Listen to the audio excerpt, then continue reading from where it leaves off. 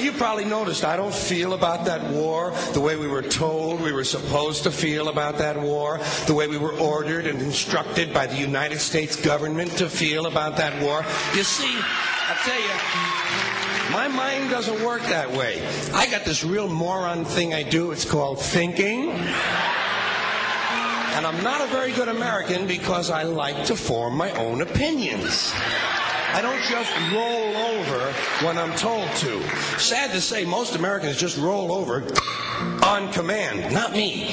I have certain rules I live by. My first rule, I don't believe anything the government tells me. Nothing. Zero. Nope.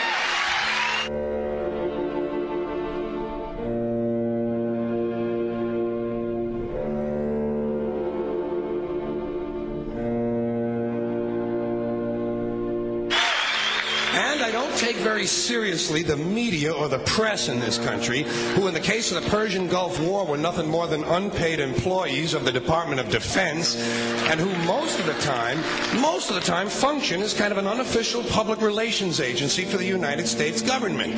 So I don't listen to them. I don't really believe in my country. And I gotta tell you folks, I don't get all choked up about yellow ribbons and American flags.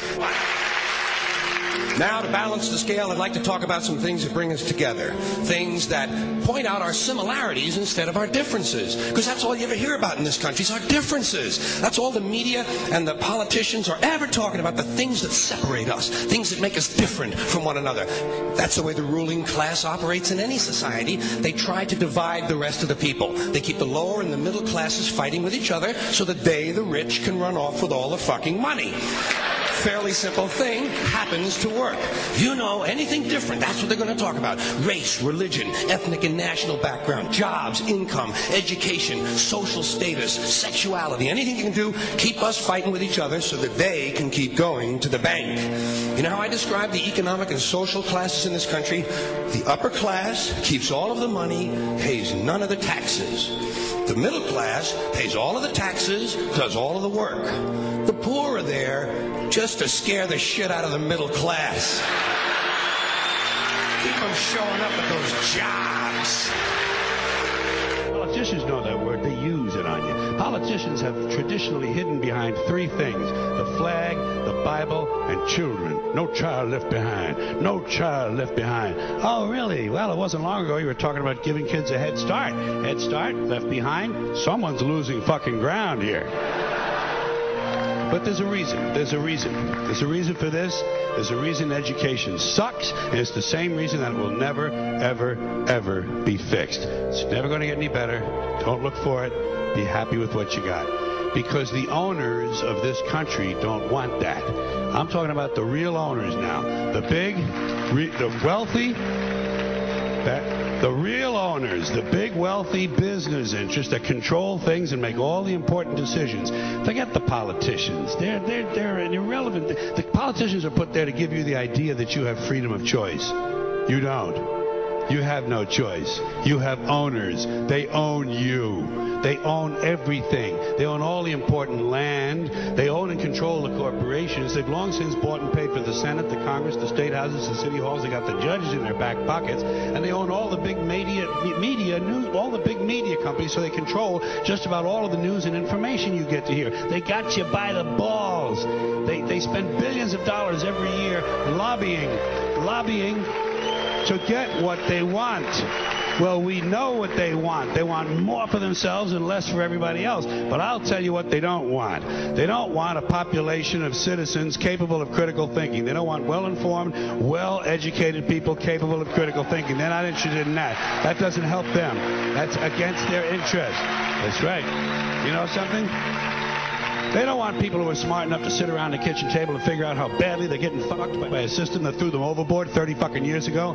They don't want that. You know what they want? They want obedient workers. Obedient workers. People who are just smart enough to run the machines and do the paperwork, and just dumb enough to passively accept all these increasingly shittier jobs with the lower pay, the longer hours, the reduced benefits, the end of overtime, and the vanishing pension that disappears the minute you go to collect it. And now they're coming for your Social Social Security money. They want your fucking retirement money. They want it back so they can give it to their criminal friends on Wall Street. And you know something? They'll get it. They'll get it all from you sooner or later because they own this fucking place. It's a big club, and you ain't in it. You and I are not in the big club.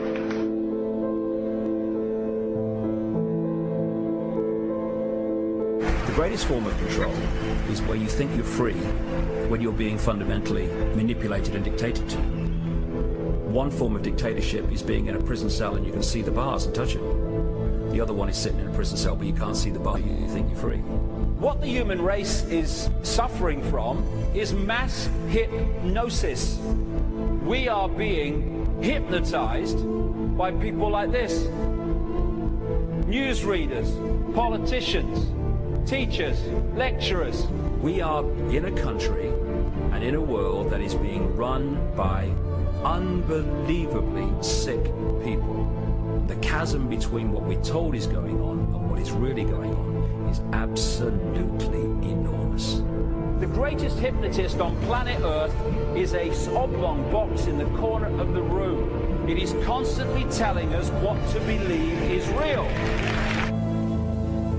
Historically, the control and manipulation of political opinion has been the Freemasons' main weapon in gaining control of countries and states. Once in control of the rulers and politicians of a country, laws and political structures could be changed in accordance with their agenda. However, since restricting the body does not necessarily mean restricting the mind, the Freemason recognizes that their plan for a global government hinges completely on subduing the masses to their agenda, and thus eliminating opposition to their cause.